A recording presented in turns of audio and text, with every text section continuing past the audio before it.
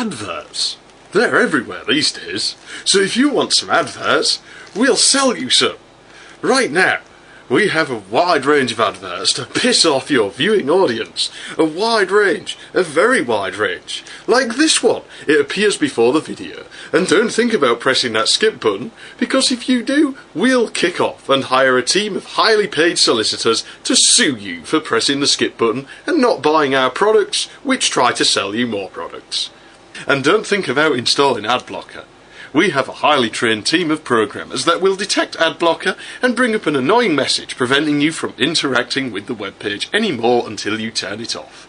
And this isn't been held hostage because it's the internet and you're powerless to do anything. So guys, remember to click on all... Hey, shithead. What, Fuck me? Off of here. You're welcome here. Fuck off. No. Assholes.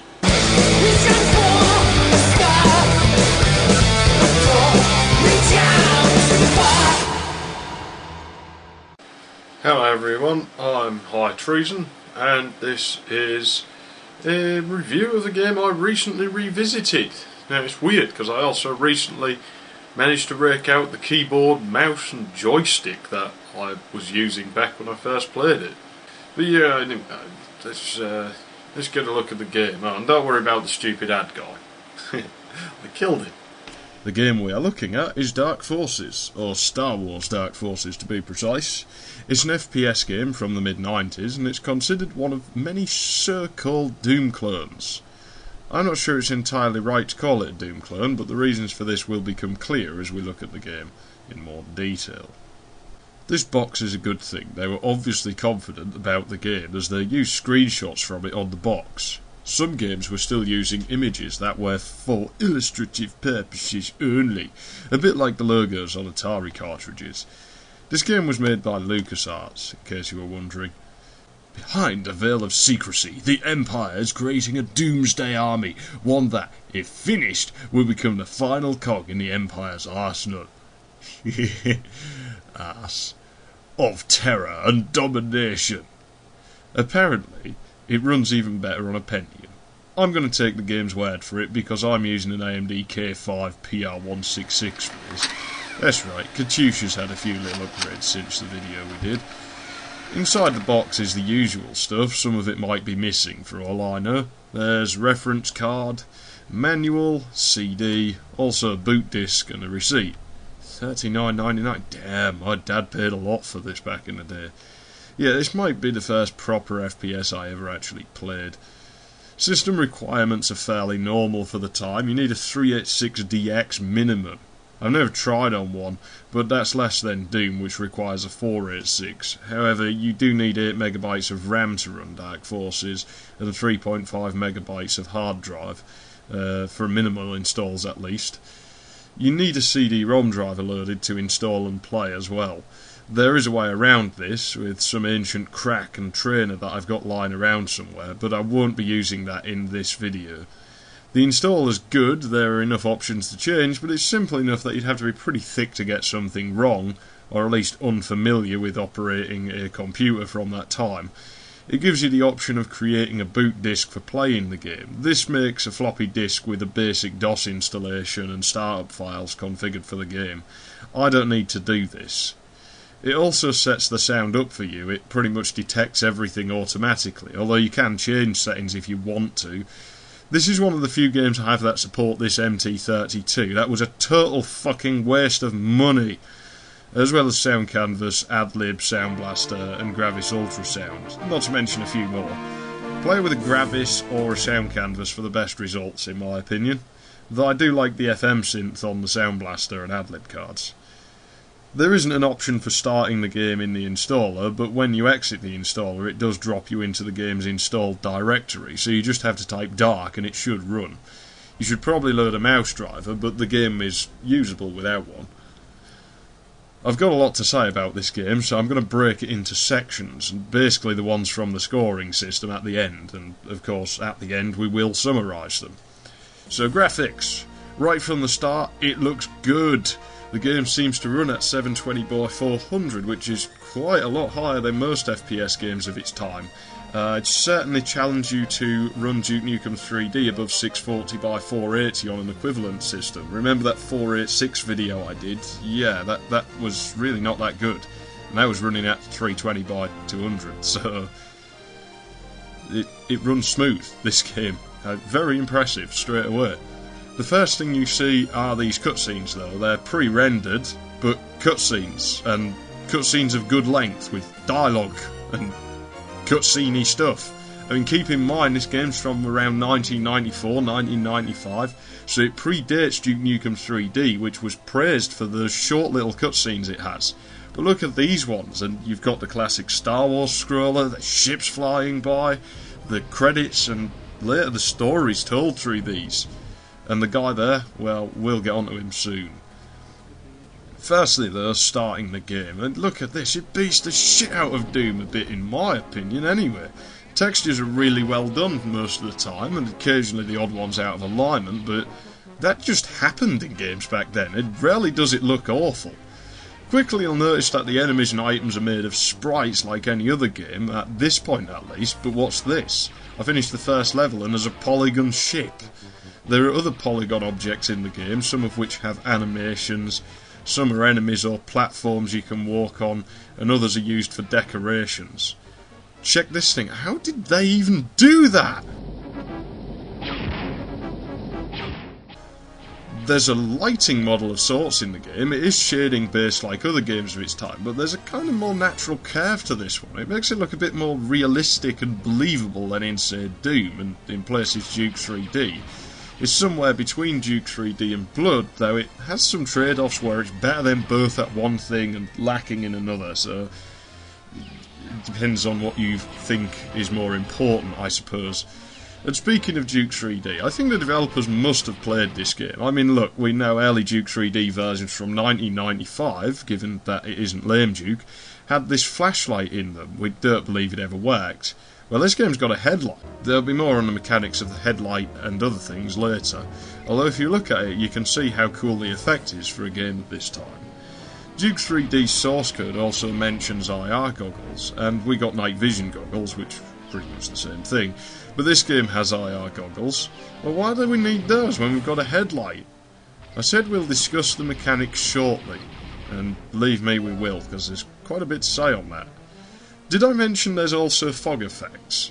Well, unfortunately you get the feeling the engine, this is the Jedi engine, could do more, but they limited some things to make it run on computers of the time. Like this corner is quite clearly here to stop the system drawing too much. When you do get bigger areas though, they usually look pretty good, although they're a bit lacking in decorative items sometimes. Sound. Holy shit, yeah, it has sound. It sounds like Star Wars to me. Though, being a 90s FPS, there's potentially a lot more explosions. Like any good FPS, things do blow up, and they are satisfyingly loud. The weapons make the right noises for me, but Star Wars fans might not agree. I mean, I don't like Star Wars, and I don't remember the films very well at all. Interestingly, the protagonists, Kyle Katarn and Jan Ors, actually talk in the game sometimes, like now. Go ahead, Kyle.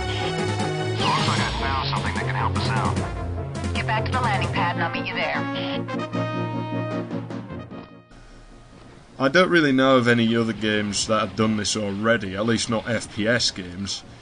On the downside, some of the enemies talk, and they did something right as I don't find it annoying, but I could understand if it did start to grate on some people hearing the same few lines out the Stormtrooper over and over again.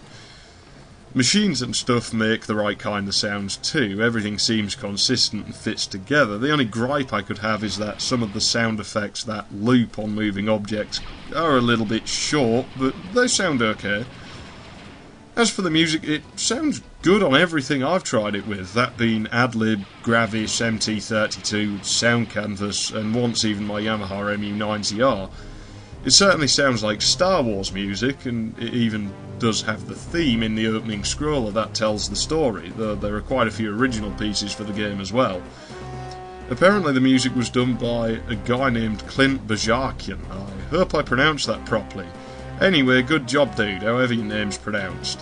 The music is meant to be orchestral, though there are some analogue electronic sounding pads in there. There's an OST from the game floating around on the internet, and if you want to hear something really good, I'd recommend checking it out because it is quite epic in places.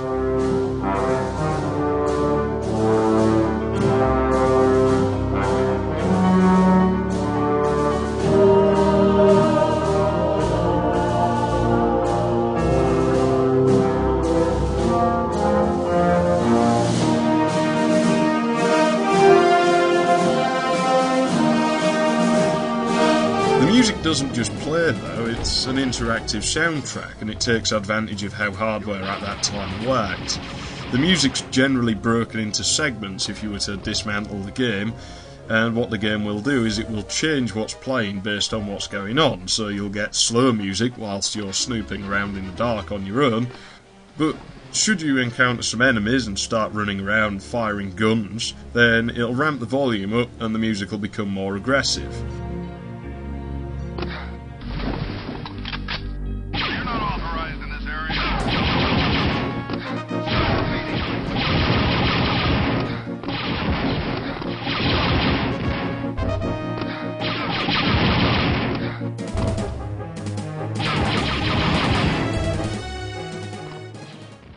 I think more games need interactive music, because that's pretty fucking awesome.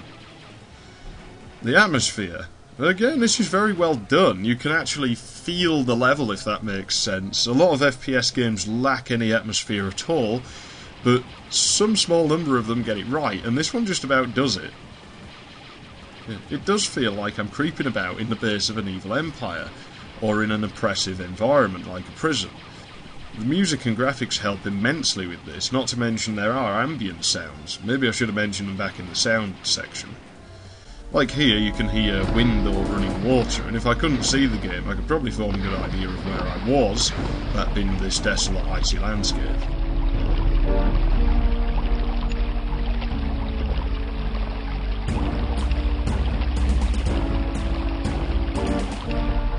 Quite a lot of the game's rather dark and grimy looking. I don't know what it was with 90s games and them having this grimy industrial look, but it was fucking awesome. Need to bring that back.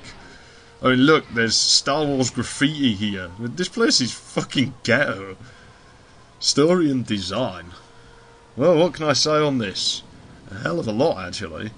The story's quite simple, I suppose. I mean, it's more complex than most FPS games of the time. You discover the Empire's building a new weapon, the Dark Trooper.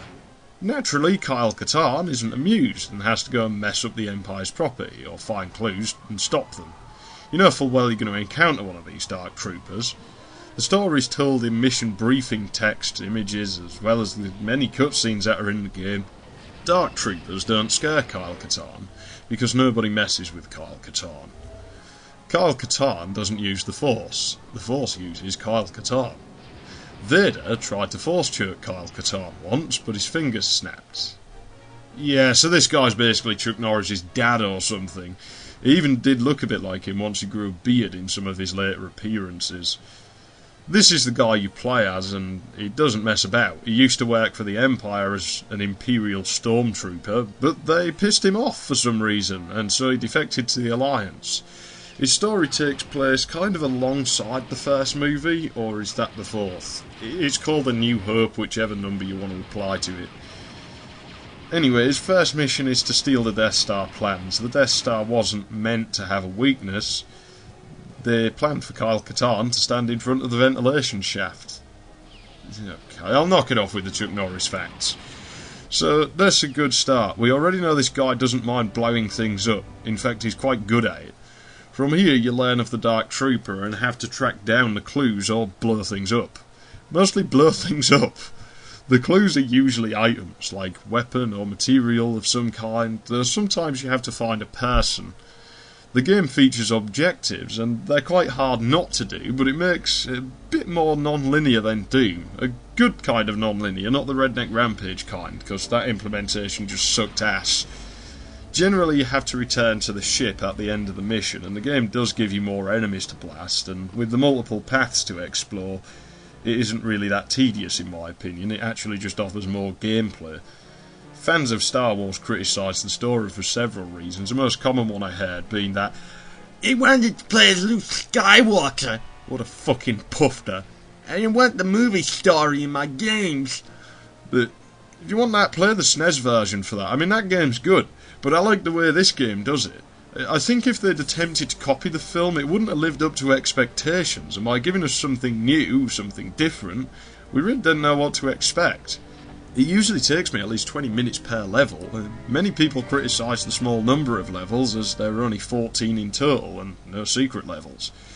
However, most of the levels are pretty massive, and like any good FPS game, they have secrets. Although these are not listed as an amount on any score screen, the PDA, which you'll get if you press F1, has a percentage on the map screen. And just look at the level, how this is very, very complex. The PDA also shows you your mission objectives, weapons and items. You'll have to use it with coded locks to copy what's written on the code keys. Sometimes the levels are too complex for people and even a bit maze-like. They aren't without variety though. I mean, they've got shading, elevators, sliding doors, rotating sectors, even floor over floor, which was pretty much impossible in Doom and Build engine games from the time. You can sort of do it in Build, but there's a lot of limitations on what you can do. Some of the puzzles I tried to replicate in a Duke 3D level, like in the first level here, where you have to send an elevator up, then walk under it to get a secret. That headlight and sounds you make will attract enemies. The AI is really quite smart in finding its way around, and it doesn't walk into walls very often. If you make a noise, it comes to see what that noise was, and if you have your headlight in the dark, it'll see that, and it'll wake up and start killing you. If you're in the dark with your headlight off, the enemy's aim is quite a bit less effective. I don't know any other FPS game from this time that actually does this. This is why the goggles are useful as well as the headlight, because the enemies can't see the light from goggles. This allows you to go in guns blazing or take a stealth approach if you prefer. There are also ice cleats which allow you to walk on slippery surfaces, namely in the ice level. You can miss them entirely, making the level harder. In short, it's rewarding you for exploring, which is the way it should be. As well as a gas mask, which isn't dissimilar to the protective boots in Duke 3D, in that it is useful in hazardous environments. I feel it was maybe a little bit underused in the game though. Most of these items do use batteries, and if you run out of battery, they no longer work until you find more battery, which makes sense. The game, of course, has key hunting, where you need a key to open a certain door, as well as switch-operated puzzles. Some of them are very enigmatic. One involves an item called the Navicard, and it's very late in the game. It's like doors in a snail shell, and you're locked in while you're solving it. Well, you can let yourself out, but you have to lock yourself in to get it right. Here's the thing, that Navicard's actually not picked up in that level. It's an early example of an item in one level affecting another in an FPS, although you've pretty much got no choice but to pick it up, so it's really very simple implementation. At least the thought was there. This game has a fairly complex damage system too. Weapons affect different enemies and you in different ways depending on circumstances.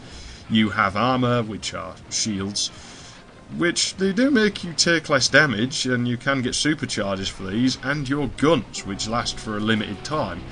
The weapon supercharge is fun, it makes your guns and fists go absolutely crazy. Yeah, I bet Jan wants Kyle's fist when he's like this. Where was that? Yeah, sorry. You get a lot of weapon. As I said, most of them have more than one firing mode, and they're all good for different uses. Thermal detonators are my favourite. They can blow up on contact or after a 3-second delay. If you hold the button down, you throw them further, a bit like pipe bombs, or maybe more like the dynamite in Blood. In fact, there's some walls you can blow up with explosive weapons, which sounds an awful lot like the classic Build games to me. I'm still not done on this section yet. I said this was quite elaborate, didn't I? Well, holy shit, this game's got physics. Yeah, physics, pretty good ones. In Duke or Shadow Warrior, when you blow something up, or yourself for that matter, kind of just teleport a few feet backwards or forwards, and it doesn't really feel right. I mean, it's consistent with the physics in those games, so it doesn't feel out of place, but you know it's not quite correct in how it behaves. Well, this game doesn't do that. If you blow an enemy up, or yourself, whatever the explosion hits will be launched into the air away from the blast. Most decorative objects don't do this, though some are breakable, which is a nice touch. If you punch most enemies, they're also launched back a little bit. Kyle takes on a Kell Dragon with his bare fists, or at least his gloved fists, because he's that badass. That'll teach you to mess with Kyle Katarn. Because of the physics, this is the first FPS I know of that actually lets you rocket jump, but looking up and down is quite hard to do quickly as it's from the keyboard only era. Though you can do that and jump and crouch, not to mention wading in water. But anyway, if you throw a thermal detonator down, you can jump onto the blast. If a droid explodes, or a canister, it'll do the same thing. It'll make you jump higher. I actually think, looking at the level design, the developers knew about this trick. These guys must have been fucking pro at Quake when that came out. Whether you like the design or not, you can certainly tell these guys put a hell of a lot of work into this. I've never seen the game even break down to a point it was unplayable. It seems to be very well made. In fact, the only real problems I've ever seen were usually down to configuration issues with the computer it was running on, back when I used to own a pretty crap computer.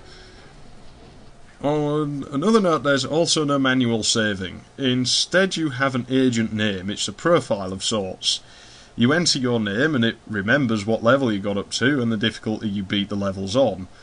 The game remembers which items you have too, except keys, as that wouldn't make sense. If you die in a level, you lose a life, but the game just places you a little way back from where you died with your guns, decent shields, full health, and any keys you picked up whilst you're in the level. Once the lives are up, you are simply kicked back out to the agent screen. You'll have to start level from the beginning again. You can replay an earlier mission to get more ammo if you need to, and it will carry it over to the other missions, and it can be quite fun going on the first level again with the guns you weren't meant to have there. I like manual saves, but this is a good compromise, having both advantages and disadvantages compared to a manual saving system. For example, an advantage is that you can have more people save their game in effect, because you don't need to bookmark a level that you like replaying, as you can just select it from the list at any time. Effectively, you would have 14 times as many agents as you had in the list. Disadvantages: you cannot save mid-level. That new Rise of the Triad game should have looked into how these checkpoints work though, in my opinion, because their implementation really sucks. A last nifty trick that I can think of is that the menus can be controlled with a keyboard or a mouse. Controls and gameplay. The controls. I'm not sure how to approach these, because from the perspective of someone like my friend that started with games like Halo, don't worry, I corrected him. They don't make much sense, as they're on a keyboard only, although you can remap them in DOSBox like the Steam version does. Don't ask me how to do that, because I don't use DOSBox. As the game supports mouse look, but the mouse can't look up and down, you might have some issues with that.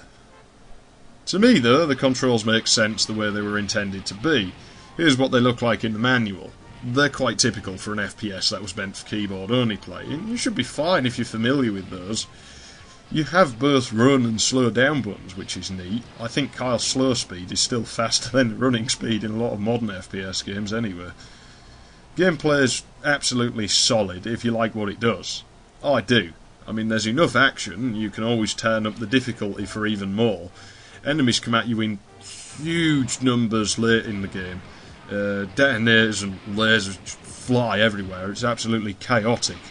The puzzles are really challenging. They're probably on the same level as some adventure games. I don't find them to be out of place in an FPS when it's done right, but some people don't like hard puzzles.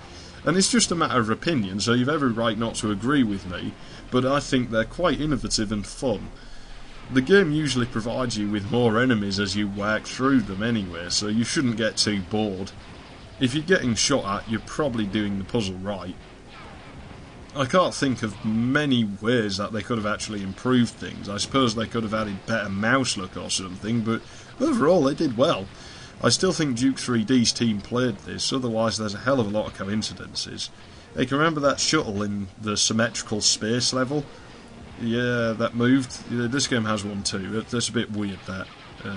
Yeah. So to summarise, or sum it up, as they say, let's do a score. The graphics, 19 out of 20. Innovative for the time, with polygon objects, lighting effects, full brights and all manner of niceties. You can tell they were pushing it with this. It's good work, and while some larger areas are a bit bland sometimes, you have to take into account computers of the time and their limitations. It's only really let down by the rare misaligned texture. Those wonderful cutscenes make up for that though, and I almost wanted to give it 20 out of 20 on this category. Sound, 19 out of 20. It sounds pretty good to me. Ambient sounds, weapons, doors and all, even the voices are quite well done. The music sounds good on pretty much every sound card or module I've ever tried it with. It's definitely above the standard of the times. The only thing I can really pick on is some of the samples are a little bit short for moving objects, and the Stormtrooper voices might get a bit repetitive for some people. Atmosphere, 19 out of 20. This score is done against other similar FPS games, and it's surprisingly good. It knows when to make things dark and oppressive, full of energy, or cold and foreboding. Story and design, 20 out of 20. It's way up there. The story's really interesting if you want to follow it, and you really should if you're going to play the game. And the design is very elaborate with lots of nifty features. The AI is very impressive, as well as physics and interactivity. It's very strong for an FPS game and introduces things that had never been seen before on a technical level, but most of these were added in such a way that they add to the gameplay as well, so it's win all round. Controls and gameplay, 19 out of 20. You'd be hard done to try and improve the gameplay. It works fantastically. If you like the puzzles, I'm sure you'll agree that they're well implemented, and they do make you think about them. The downside is the lack of mouse look. I didn't mention until now that there is no multiplayer either. I don't mark the game down for this, as I play games to get away from people in the world, both of which I absolutely fucking despise, but you might prefer games to have this feature.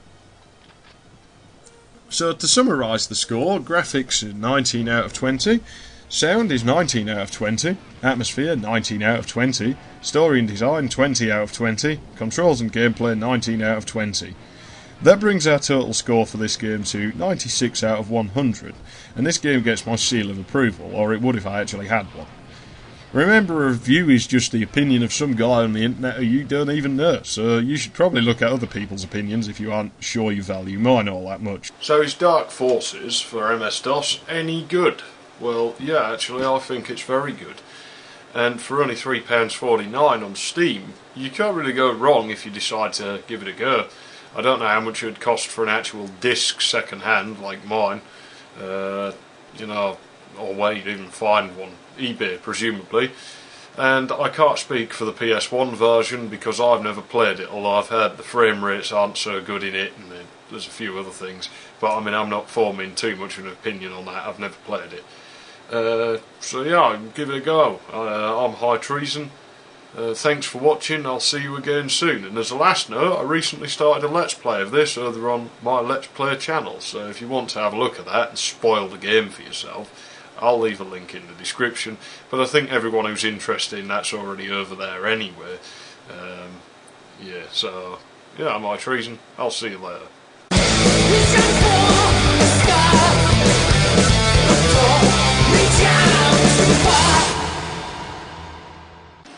This really faded. I don't know if you'll be able to see it on the camera, but there is a print on that receipt. Apparently it's from Future Zone Games Centre. Hull, obviously. Anyone in Hull remember that place? Because I'm not sure whether I do or not.